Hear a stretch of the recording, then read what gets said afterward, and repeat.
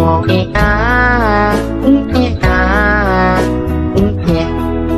been a really, really messed up week. Some days torture, some days better. La la la, la la la. Keke ini melihat ada sekumpulan orang yang berpakaian seperti suku pedalaman sedang berjalan melewati rombongan mereka. Dan selain itu, mereka juga mengenakan ikat kepala berwarna merah. Seketika si Keke ini pun jadi keheranan. Di hutan ini masih ada suku pedalaman kah katanya? Hai, wassalamualaikum warahmatullahi wabarakatuh. Terima kasih sudah klik video ini. Oke, jadi di malam Senin ini seperti biasa aku akan membawakan lagi satu kisah horor Wawa spesial Nusantara part 175. Sesuai urutannya, Wak, malam ini kita sampai di Provinsi Maluku. Halo Wawa Maluku. Nah, jadi Wak, kisah horor yang akan aku sampaikan ini bercerita tentang pengalaman sepupunya Wawa ketika menjadi panitia ospek jurusan dalam rangka menyambut mahasiswa baru di kampusnya. Tapi acaranya ini tidak diselenggarakan di kampus, Wak, melainkan di sebuah hutan yang memang ada di dalam suatu desa wisata. Jadi konsepnya ini macam lagi makrab atau macam perkemahan gitu lah, Wak. Mereka memilih lokasi itu karena memang alamnya sangat-sangat indah dan juga asri. Tapi ya itulah dia sayangnya, mereka tidak tahu kalau ternyata hutan itu adalah hutan leluhur yang tentunya memiliki peraturan dan juga pantangan yang harus ditaati. Dan usut punya usut, Wak, ada beberapa pantangan yang tanpa sengaja mereka langgar. Nah, hal inilah yang akhirnya menjadi penyebab terjadinya teror menyeramkan pada saat acara ini berlangsung. Nah, penasaran dengan kisah selengkapnya? Tanpa berlama-lama kita langsung masuk aja ke kisahnya ya. Check it out. Tapi tunggu sebentar, Wak. Sebelum aku masuk ke kisahnya, aku mau sampaikan satu informasi penting nih buat Wawa kesayangan aku semua. Karena di sini aku pengen makin deket dan sharing lebih banyak dengan kalian. Aku mau mengundang kalian untuk bergabung di YouTube membership Nadia Omara. Dengan menjadi YouTube memberku setiap bulannya, Wak, kalian akan mendapatkan pertama, tambahan satu konten eksklusif dengan experience baru yang tidak biasa.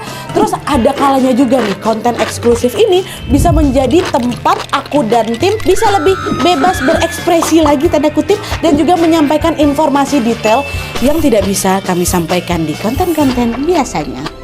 Dan selain itu kalian juga akan mendapatkan badges khusus di samping nama akun YouTube kalian.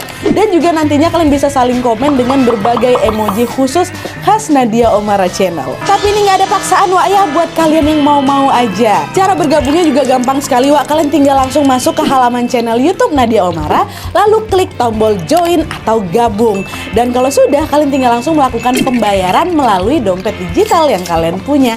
Udah selesai. Selamat bergabung dan selamat menikmati konten eksklusif dari kami di YouTube membership Nadia Omara.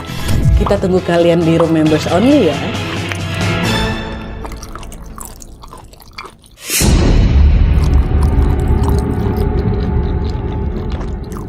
Nah, jadi Wak, kisah yang aku sampaikan malam ini dikirim sama Wak kita yang bernama Diana dari Ambon, Maluku. Halo Diana. Nah, jadi Wak, kisah ini dialami oleh sepupunya Diana yang bernama Kori. Tapi meskipun Diana tidak mengalaminya langsung, di sini Diana juga sempat menyaksikan kejadiannya, Wak. Tapi lebih banyak kisah terornya dari si Kori, sepupunya, Wak. Ya. Nah, jadi Wak, ceritanya Kori ini adalah seorang mahasiswa di salah satu universitas di Maluku. Dan Diana juga sebenarnya alumni dari kampus ini, Wak. Nah, pada saat itu Kori dan teman-temannya didapuk menjadi panitia ospek jurusan untuk bisa menyambut mahasiswa baru yang berjumlah sekitar 100 orangan. Nah, rencananya ospek tersebut akan dikemas dalam acara makrab atau perkemahan gitu selama 3 hari dengan mengusung tema berbaur dengan alam. Kori dan teman-teman panitianya pun langsung melakukan survei di beberapa lokasi ini, hingga akhirnya mereka pun sepakat untuk mengadakan acara ini di sebuah desa wisata yang berjarak tidak terlalu jauh lah dari kampus mereka, Wak. Kata Diana, kata Wawa kita ini, desa wisata itu memang cukup terkenal kali di Maluku. Nah, banyak wisatawan yang suka berlibur ke sana karena memang tempat itu memiliki keindahan alam yang sangat luar biasa. Di dalamnya terdapat hutan yang sangat asri kali hutannya,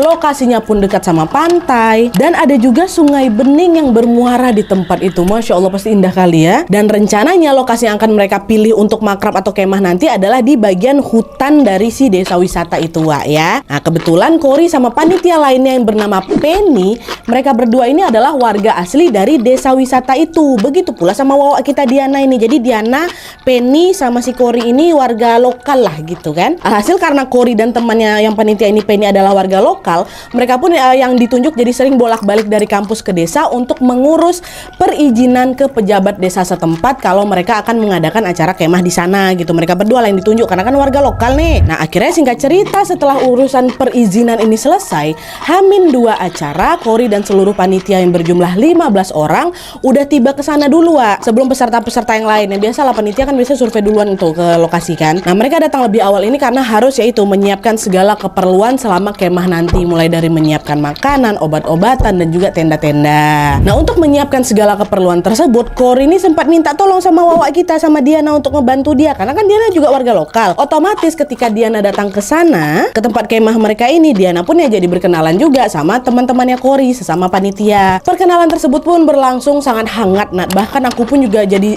makin akrab gitulah sama mereka panitia-panitia kawannya si Cory ini. Nah, pas mereka lagi asik-asik ngobrol sama Diana ini, tiba-tiba salah satu panitia, kita sebut aja lah namanya Laras, nanyalah ke Diana, Kak Diana, kan Kak Diana warga lokal nih, aku mau nanya buat jaga-jaga nih Kak, di hutan yang akan kami pakai buat kemah ini ada nggak ya aturan atau larangan tertentu selama berada di sini, kata si kawan ini kan. Nah, Diana jawab, setahu aku sih ada dek, larangannya tuh tidak boleh memakai baju berwarna merah terang. Ingat, nggak boleh pakai baju warna merah terang. Oh gitu ya Kak, oke lah, makasih ya Kak ya, nanti kami sampaikan ke teman-teman yang lain supaya nggak ada pakai baju itu, kata si Laras. Oke gitu, udah bye-bye lah kalian semua di sini ya, kata Diana. Dah nih.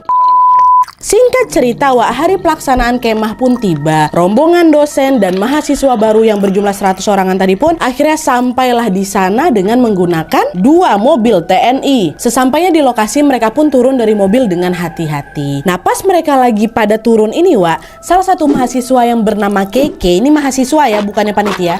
Si Keke ini tiba-tiba melihat sesuatu yang janggal. Di mana Keke ini melihat ada sekumpulan orang yang berpakaian seperti suku pedalaman sedang berjalan melewati rombongan mereka. Orang-orang itu membawa tombak, tidak memakai baju atasan, tidak memakai alas kaki, dan hanya memakai celana berwarna hitam. Masing-masing dari mereka juga tampak sedang mengunyah buah pinang serta daun sirih. Dan selain itu, mereka juga mengenakan ikat kepala berwarna merah yang dalam bahasa Maluku, kata Diana, itu disebut sebagai berang.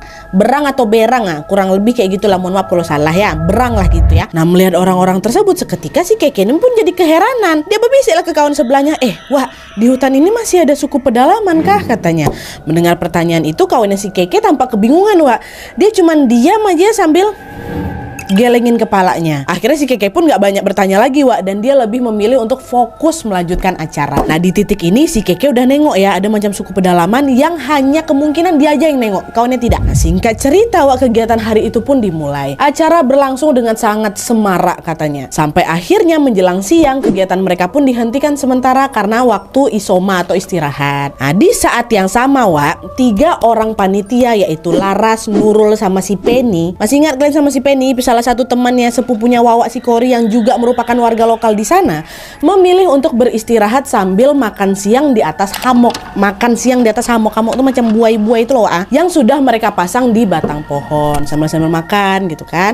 Nah, selagi bersantai di hamok, Wak, 3 orang ini asik mengobrol aja. Bahkan saking asiknya mereka ngobrol sampai mereka tidak sadar kalau pada saat itu ada nenek-nenek berkebaya, Wak, datang nih mendekat mereka dan menatap ke arah mereka. Orang pertama yang menyadari kedatangan si nenek itu adalah si Penny, warga lokal nih. Lalu gak lama setelah si Penny, Laras juga nengok. Lalu dengan ramah si Laras ini nyapalah si nenek. Permisi Nek, kata si Laras kan. Nah, anehnya, Wak, nenek yang semula menatap ke arah mereka secara mendadak langsung mengalihkan pandangannya, langsung buang muka gitu dan segera beranjak pergi. Awalnya kan ditengoknya aja orang-orang bertiga nih kan.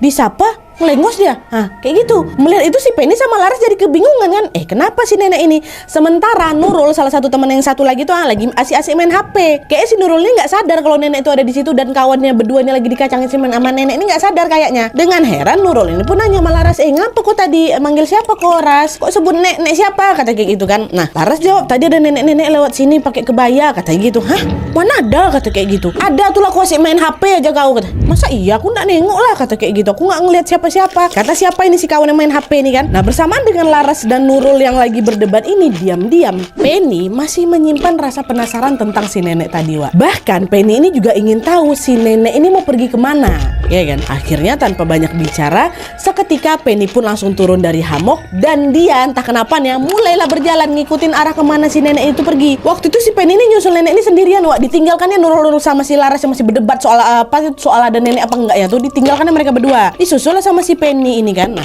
tidak lama kemudian ketika Nurul sama si Laras ini masih berdebat nih, Wak ya, tiba-tiba mereka berdua dikejutkan dengan Penny yang tadi nyusul si nenek lari terbirit-birit nih hampirin mereka. Waktu itu wajah Penny pucat, Wak, napasnya tersengal-sengal gitu, ketakutan dia. Nanyalah si Laras sama Nurul, "Hei, kenapa kau? Ada apa kok sampai pucat kayak gitu?" Kata gitu kan. Dengan nafas yang masih ngos-ngosan, Penny jawab apa, Wak?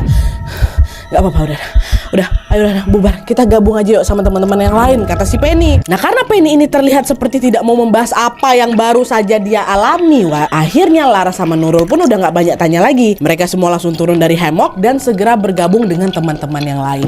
Ini kejadian ini terjadi setelah Penny nyusul si nenek tadi itu kan. Gak Penny aja loh yang nengok si nenek ini, Laras kan juga nengok. Memang si Nurul gak ngeh, mungkin gara-gara dia main HP kan. Tapi yang jelas pada saat itu waktu jalan mau balik ke tempat kelompoknya, Wak, tiba-tiba si Penny ini macam ditariknya Laras kan. "Sini kau dulu," kata kayak gitu. "Kenapa?" "Ya ada yang mau aku ceritakan, tapi nanti aja lah ya setelah kita pulang ya, Wak ya," gitu. "Jangan cerita di sini, takut, tapi nanti kau ingatin aku buat cerita ya, aku takut," kata si Penny. Dengan suara yang sama-sama lirih, si Laras bilang, "Oke, Wak, udah tenang kau," kata si Laras. Dah nih, berarti udah ada dua kejadian janggal. Pertama si Keke nengok ada segerombolan suku pedalaman. Terus yang kedua si Laras sama siapa tadi nama kawan yang warga lokal tuh si Penny melihat ada nenek tiba-tiba ada kejadian itu. Udah dua nih, oke?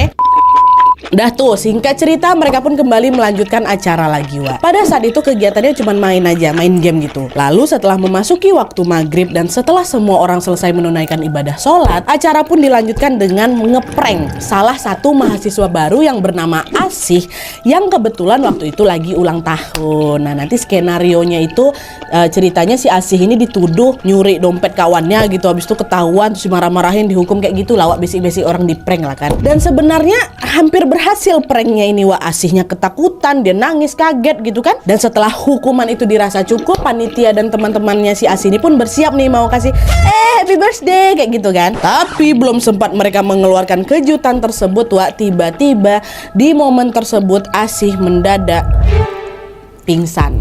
Nah, gak lama kemudian tiba-tiba si Asih ini sadar balik, tapi sambil teriak-teriak kesetanan. Kesurupan si Asih. Nah, melihat Asih yang kesurupan, paniklah ini semuanya. Mereka langsung buru-buru membawa Asih masuk ke dalam tenda. Tapi Wak, belum sampai mereka berhasil menangani Asih, kesurupan itu pun dengan cepat langsung menyebar. Hingga terjadi apa? Kesurupan massal. Ya, total malam itu yang kesurupan sampai 17 orang, Wak. Banyak kali, 17 orang malam itu langsung. Apa enggak chaos waktu itu kan? Nah, karena situasi udah semakin tidak terkendali, salah satu panitia langsung minta lah si Kori. Nah, Kori, si sepupu Wawa ini, dia bilang, tolonglah kau balik ke desamu. Soalnya kan si Kori ini memang warga lokal dari desa itu kan, Wak. Sehingga si Kori ini pun dianggap lebih kenal dengan lingkungan dan juga orang-orang yang juga tinggal di sana. Balik dulu lah kau ke sana, tolong kami. Carilah orang pintar atau siapa yang kau kenal atau sesepuh desa lah, bantu nih. Bantu si Kori gitu kan. Kok bantu si Kori nggak kenapa-napa. Asih. Nah, adalah tuh Kori pun langsung lah buru-buru pulang ke desanya. Terus tidak lama kemudian Kori pun kembali lagi ke hutan tersebut, ke lokasi perkemahan ini, dengan mengajak salah satu orang pintar yang bernama Pak Bayan. Nah, sesampainya di lokasi, Pak Bayan pun segera langsung berusaha menyadarkan mereka yang kesurupan, Wak. Tapi gara-gara jumlahnya terlalu banyak, Pak Bayan cuma sendiri, Pak Bayan pun jadi kewalahan. Akhirnya Pak Bayan bilang lah sama dosen dan juga panitia acara, "Bapak-bapak, ibu-ibu, adik-adik semua, jujur saya nggak sanggup kalau harus menolong mereka ini sendirian. Jumlah mereka terlalu banyak, saya kewalahan. Lebih baik begini saja, kita bawa mereka ini semua kembali ke desa untuk diobati dan dibersihkan di sana." Bukan dalam hutan, dekat desa tuh, desa tempat tinggalnya si Kori, si Penny sama Diana. Mendengar saran dari Pak Bayan, seketika mereka pun langsung setuju. "Oke, baik Pak, mari kita bawa semuanya." Tapi sayangnya mobil TNI yang tadi pagi dipakai buat mengantar mereka ternyata udah balik, Wak. Kendaraan yang bisa mereka gunakan pada saat itu cuman motor punya dosen dan panitia aja. Akhirnya gara-gara nggak ada pilihan lain, lain, mereka pun memilih untuk membawa satu per satu orang yang kesurupan itu dengan bawa motor. Dan di saat yang sama panitia juga langsung nelpon mobil TNI tadi supaya bisa balik dulu dan membantu evakuasi yang kesurupan ini. Nah, adalah tuh kan, sembari menunggu mobil TNI itu datang, Wak, para panitia mulai membawa salah satu mahasiswa baru yang kesurupan itu menggunakan motor. Dan kalian tahu siapa mahasiswa pertama yang dibawa pakai motor nih? Keke, Wak. Masih ingat kalian si Keke? Yang awalnya tadi dia nengok segerombolan orang-orang dari suku pedalaman tuh, kesurupan juga dia nih. Nah, Keke duluan dibawa. Nah, di sepanjang jalan menuju desa, adalah tuh Keke terus menerus berteriak dengan suara lantang. Bodoh kalian semua, semuanya salah, nggak tahu diri, kata dia. Oh, teriak-teriak lah nggak karuan. Nah, melihat kondisi Keke yang semakin mengkhawatirkan ini, panitia yang mengantarnya pun semakin ngebut lagi melajukan motornya. Sesampainya di desa, Wak, Keke pun dibawalah ke rumahnya Kori. Dan saat rombongan dari perkemahan ini nyampe di rumah, kebetulan Diana, Wawak kita yang ngirim cerita ini juga ternyata lagi ada di rumahnya Kori. Kan mereka sepupuan kan. Terkejutlah si Diana ketika dia mendengar ada suara-suara keributan dari luar kan. Diana pun langsunglah berlari ke depan rumah untuk melihat apa yang sebenarnya terjadi. Dan ternyata pada saat itu di halaman rumahnya Kori udah ramai orang, Wak. Ada banyak tetangga yang datang juga mengerumuni si Kori yang lagi kesurupan ini. Akhirnya Diana dan beberapa tetangga itu pun bersama-sama menggendong si Keke yang lagi kesurupan ini ke dalam rumahnya si Kori. Sesampainya di dalam rumah, mereka pun langsung berusaha untuk menyadarkan Keke yang masih kesurupan ini, Wak. Tapi sayangnya sosok yang ada di dalam tubuhnya Keke ini nggak mau keluar juga. Dan ketika mereka semua sudah mulai merasa kewalahan, Wak, tiba-tiba datanglah ini seorang bapak-bapak. Kami nggak kenal bapak-bapak ini siapa. Nah, dia main masuk aja gitu ke dalam rumah, langsung menghampiri kami. Dan ketika si bapak itu melihat si Keke kesurupan, Wak, dia langsung bilang, ambil sebotol air, cepat, kata. Udah aku tuh Nat yang ambil botol air tuh, kata Diana kan. Dan setelah botol air itu dibawa ke nama si Diana, bapak itu pun tampak macam komat kamit sedang membaca doa. Kemudian si bapak ini pun menunjuk ke arah Keke sambil berkata kepada warga-warga yang ada di sana, tolong angkat anak ini ke halaman depan rumah, kita obati dia di sana, katanya. Lah tuh, untung kompak semua ini, Wak. Dibawalah ini si Keke keluar rumah lagi. Sesampainya di luar, bapak ini pun langsung menyiram Keke dari kepala sampai ujung kaki menggunakan air mineral yang ada dalam botol itu yang sudah didoakan. Dan tepat setelah sekujur tubuhnya si Keke ini selesai disiram si bapak, Wak, pas itu juga lah Nadia pingsan si Keke. Dan alhamdulillahnya tidak berselang lama kemudian Keke pun terbangun kembali dalam keadaan sadar. Udah nggak kesurupan lagi deh, Wak. Sadar nih, alhamdulillah. Dan sesaat setelah Keke sadar, barulah itu bapak yang menyelonong tadi memperkenalkan dirinya. Bapak itu bilang, Bapak, Ibu, mohon maaf tadi saya langsung nyelonong aja masuk ke dalam rumah ini karena saya melihat situasinya sangat-sangat mendesak, katanya. Perkenalkan, saya Aru. Saya tuan tanah dari hutan yang digunakan oleh adik-adik ini untuk berkemah. Saya dengar dari seorang kerabat kalau katanya akan ada acara di hutan itu. Sebenarnya dari semalam saya sudah menunggu kedatangan mereka untuk menemui saya. Saya sudah menunggu kedatangan mereka yang ingin meminta izin langsung dari saya untuk membuat acara di sana.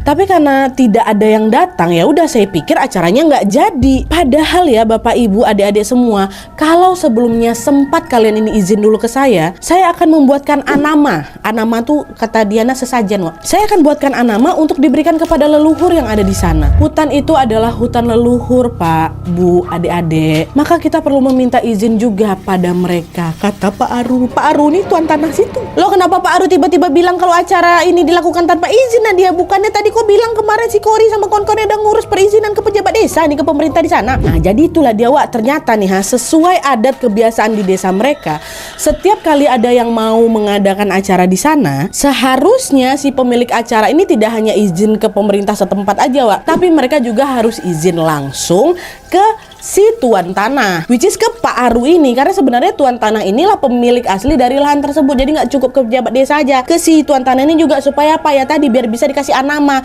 biar beliaulah nanti yang minta izin kepada leluhur yang ada di desa situ. Gitu, itu yang miss sama panitia, nggak tahu mereka rupanya, Wak. Tapi ya udahlah, yang penting sudah disampaikan kayak gitu sama Pak Aru kan. Nah, bip kan dulu. Dan tuh kan, singkat cerita, setelah Pak Aru berhasil mengobati Keke, di sisi lain, masih ingat kan mobil TNI ditunggu tuh buat ngangkut yang belasan orang yang masih kesurupan ini. Di sisi lain, mobil TNI yang tadi dihubungi sama panitia pun akhirnya sudah sampai di lokasi dekat hutan. Mobil itu pun langsung lah ngangkut sekian belas orang yang masih kesurupan tadi untuk dibawa ke desa juga nyusul si Keke. Awalnya mereka juga mau bawa belasan orang ini ke rumah si Kori, sama kayak si Keke tadi. Tapi gara-gara jumlahnya terlalu banyak, nah dia nggak mungkin lah muat di rumahnya si Kori itu kan. Akhirnya mereka pun dibawa lah ini Wak ke sebuah rumah adat yang disebut namanya Baileo, Baileo, rumah adat Maluku yang memang menjadi tempat berkumpulnya warga setempat kata Diana. Sesampainya mereka di Baileo ini, warga sekitar yang penasaran dengan apa yang terjadi itu pun langsung lah juga berkerumun di sana. Tuh ya Wak, belasan orang kesurupan, nggak mungkin warga nggak tahu ya kan. Dan tidak berselang lama kemudian Pak Aru yang tadi bantuin si Keke ini juga tiba di Baileo tadi. Sama seperti pada saat mengobati Keke Wak, Pak Aru juga langsung meminta diambilkan sebotol air mineral untuk satu orang kesurupan. Untungnya para warga yang hadir di sana juga dengan sigap Nadia membantu mereka semua untuk mengambilkan sebotol air mineral dari rumah mereka masing-masing. Hingga akhirnya terkumpul lah ini kan air mineral sejumlah dengan orang-orang kesurupan itu. Dan setelah itulah Pak Aru langsung mendoakan air itu satu persatu. Sama seperti Keke tadi, mereka juga disiram dari ujung kepala sampai ujung kaki. Dan setelah semuanya selesai, seketika satu persatu dari mereka pun jatuh pingsan. Alhamdulillahnya sama kayak Keke juga Wak, tidak lama kemudian sekian belas orang yang tadinya kesurupan pun jadi sadar. Dan setelah situasi dirasa sudah mulai aman, para panitia dan dosen-dosen yang hadir itu pun mengucapkan permohonan maaf mereka dan juga mengucapkan terima kasih atas bantuannya Pak Aru. Bapak, kami minta maaf, kami nggak tahu, terima kasih banyak atas bantuannya Pak ya, kata kayak gitu. Lalu tidak lama kemudian Pak Aru pun memaafkan mereka, memaklumi, baliklah pulang Pak Aru, capek dia pasti kan. Nah, tapi ceritanya nggak sampai di situ aja Wak, mohon maaf, karena sesaat setelah Pak Aru pulang Wak, ternyata ada lagi nih 4 orang yang ada di antara mereka masih kesurupan lagi rupanya. Nah, salah satu yang masih kesurupan nih si Asih Wak, ingat kan Asih yang mahasiswa yang di prank tadi tuh, dia yang pertama kali kesurupan tuh, kesurupan lagi. Akhirnya karena yang kesurupan tinggal 4 orang, mereka pun langsung dibawa ke rumahnya Penny. Cuman 4, masih dikit karena dia dibawa rumahnya si Penny. Tadi kan rumah Kori, sekarang rumah Penny. Ini panitia juga, kawannya si Kori juga kan. Dan kebetulan rumahnya si Penny memang dekat sama Baileo tadi Wak. Nah, mereka pun membawa 4 orang lainnya ke rumah si Penny itu supaya tidak menjadi tontonan warga kata Diana. Dan selain itu, di saat yang bersamaan Wak, para dosen pun memutuskan bahwa acara kemah ini harus dihentikan segera, nggak usah dilanjut ke hari berikutnya. Mereka langsung meminta mobil TNI itu untuk balik lagi ke dalam hutan dan menjemput seluruh mahasiswa yang masih ada di sana. Kan tadi yang dibawa ke desa kan cuma yang kesurupan aja kan, sisanya masih di hutan tuh, udah bawa balik aja lah yang ada di hutan tuh. Malam itu juga mereka segera langsung balik ke kampus untuk akhirnya pulang ke rumah masing-masing Wak. Itu berarti apa, yang tetap tinggal di desa ya cuman hanya beberapa panitia dan dosen aja sama juga yang kesurupan nih. Mereka tetap tinggal untuk menemani 4 orang yang masih kesurupan tadi. Nah, singkat cerita, 4 orang tadi pun akhirnya sampailah di rumah Penny kan Wak. Nah, di momen itu Asih yang masih kesurupan terus menerus berteriak. Dengan lantang dia bilang, bodoh kalian, jorok kalian, biarkan mereka mati gitu. Mendengar teriakan itu, ibunya Penny, mamanya si Penny ini pun datanglah langsung mendekat kepada siapa Asih yang lagi kesurupan kan. Mama yang ngomong apa? Apa yang terjadi? Hah? Apa yang sudah anak-anak ini lakukan di sana? Ibu ini nanya sama sosok yang merasuki siapa si Asih. Mendengar pertanyaan itu Wak, secara mengejutkan suara Asih ini, aduh berinding, tiba-tiba berubah jadi suara nenek-nenek Nat. Suara nenek-nenek. Sosok ini bilang, kalian jorok, kalian sudah merusak tempatku. Memang kalian ini manusia-manusia tidak beradab. Sudahlah datang tanpa permisi, mengotori wilayah kami, dan bahkan sungai tempat kami bersuci juga kalian jadikan tempat sampah. Marah sosok nih Wak. Dan setelah dicari tahu lebih lanjut, ternyata usut punya usut Wak, ada nih beberapa mahasiswa baru yang membuang sampah pembalut di sungai itu. Dan gak cuman itu aja Wak, banyak juga di antara mereka yang nekat, mohon maaf, buang air besar di sungai itu. Padahal di sana udah ada toilet umum loh Nat. Kenapa pula mereka milih buang air dekat sungai itu? Bandalnya beda orang nih. Apa nggak mengamuk lah penghuni-penghuni di sana kan? Dan gak berhenti sampai situ aja Wak. Setelah mengatakan hal itu, si nenek dalam tubuhnya Asih ini tiba-tiba nunjuk ke Laras sama si Penny. Panitia berdua tadi yang masih duduk makan dekat hammock tuh, yang nengok nenek-nenek tuh, ditunjuknya. Dan kalian berdua, kenapa tidak menawari aku makanan? Padahal aku sengaja menunggu kalian menawariku makanan. Ih, nenek itu rupanya. Karena ya Wak, ucapan si nenek itu membuat ingatan Laras sama si Penny seketika langsung tertuju ke momen dimana mereka sedang makan siang bersama di atas hammock tuh. Kan mereka lagi makan, tiba-tiba kan si Penny nengok ada nenek-nenek kebaya nengokin mereka ya kan, mendekati ke arah mereka tuh. Awalnya waktu mendengar itu si Laras kebingungan, Wak. Kalau betul nenek yang merasuki si Asih itu adalah nenek yang kemarin kita tengok waktu makan siang di atas hammock, berarti nenek itu bukan manusia lah. Tapi kok napak tanah dia macam manusia betulan? Nah, untuk menjawab rasa penasarannya si Laras ini, Wak, Laras yang berdebat sama si Nurul tadi tuh, si Penny langsung ingat sesuatu. Ras, ingat kan kau? Kau masih ingat kan waktu kita bubar dari tempat itu? Aku tarik tangan kau, aku bilang aku mau mengatakan sesuatu kan? Masih ingat kau? Ah iya ingat, kenapa ya memang? Apa yang mau kau bilang tuh, Pen? Ah itulah dia sebenarnya. Jadi nih Wak ya, ternyata di hari ketika si Penny itu melihat si nenek ini, kan Penny bilang aku entah kenapa penasaran pengen ku ikutin si nenek itu kan. Udah lah tuh, aku jalan lah ngikutin dia kan, karena aku cuma pengen tahu nenek ini mau pergi kemana. Tapi kau tahu apa Laras? Waktu si nenek ini udah sampai di hulu sungai, aku kaget karena aku melihat nenek itu tiba-tiba berubah jadi burung besar, Wak. Berubah nenek tuh jadi burung pula. Abis itu dia terbang tinggi, udah hilang kayak gitu. Nah disitulah aku baru sadar nenek itu bukan manusia. Makanya terbirit-birit langsung aku balik ke tempatku sama si Nurul, pakai pucat aku kan. Itu yang aku tengok. Mendengar cerita dari si Penny seketika, nggak cuma si Laras saja, semua orang yang ada di sana pun langsung terkejut. Lalu tidak lama kemudian ibunya Penny bilang, "Nak, semua desa dan hutan yang ada di sini memang ada penghuninya, dan mereka adalah makhluk-makhluk seperti yang kau lihat itu. Itulah kenapa kalau ada kegiatan di sini memang harus izin dulu ke mereka. Kalian bisa izin melalui tuan tanah tadi kan? Nah kenapa kalian harus izin kepada dia? Karena sebenarnya lahan-lahan di desa ini dimiliki oleh beberapa marga tertentu. Nah tuan tanah tadi itu adalah keturunan langsung dari marga itu." Itu kata Mama Penny, Wak. Nah nggak lama setelah si Mama ngomong kayak gitu, si nenek yang ngerasukin tubuhnya si Asih ngomong lagi, Sudahlah, tidak izin. Berani-beraninya juga kalian memakai bendera kami. Bingunglah mereka semua kan, bendera apa lagi nih? Perasaan dari kemarin nggak ada satupun dari kami yang bawa bendera lah, Nat. Melihat mereka yang kebingungan, ibunya Penny yang kembali bilang, "Nak, apa dari kalian kemarin ada yang memakai pakaian dengan warna yang dilarang?" "Gak ada, Bu, gak ada. Warna yang dilarang cuma warna merah aja kan. Kami juga dikasih tahu sama Kak Diana. Sudah kami koordinasikan, gak ada yang pakai baju merah terang tuh, Bu. Gak ada."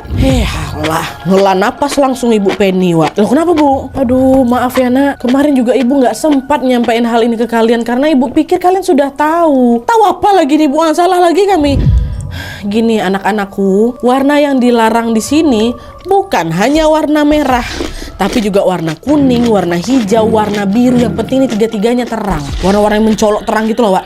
Itu adalah warna-warna yang melambangkan pakaian para leluhur dan juga melambangkan simbol marga mereka," kata Mama Penny. Dengar penjelasan ibunya Penny, seketika semua langsung, "Ya Tuhan, pantas lah Bu ya. Kami nggak tahu Bu kalau warna-warna itu juga dilarang. Setahu kami cuma warna merah aja." Aku udah lah makin gak enak hati lah tuh Nadia. Udah mereka taunya dari aku warna merah itu. Aku juga tahunya cuma warna merah aja. Rupanya ada warna-warna lain. Memang Bu, selama acara kemarin kami pakai baju dengan warna-warna itu juga lah sebagai seragam kami. Kecuali warna merah itu. Apa nggak diganggu kami? Apa nggak dimarah nenek nih gitu. Dan setelah menyadari kesalahan yang sudah mereka perbuat, akhirnya dengan tulus mereka pun langsung meminta maaf kepada sosok si nenek yang ada di dalam tubuhnya Asih. "Nek, maaf lah Nek ya," kayak gitu kan. Mereka berkomunikasi lah. Mereka sadar mereka merasa bersalah karena sudah membuat kekacauan ini, Wak. Dan alhamdulillahnya tidak lama setelah mereka meminta maaf, 4 orang yang kesurupan tadi Nadia sadar semuanya. Dan keesokan harinya setelah semuanya kembali pulih, mereka pun akhirnya meninggalkan desa tersebut dan juga pulang ke rumah masing-masing.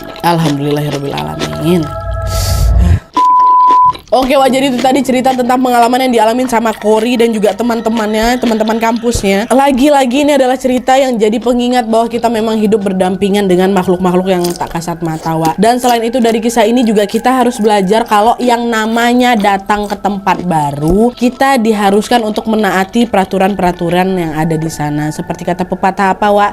Lain ladang, lain juga belalangnya. Kita harus menghormati mereka yang memang sudah lama menetap di tempat itu juga.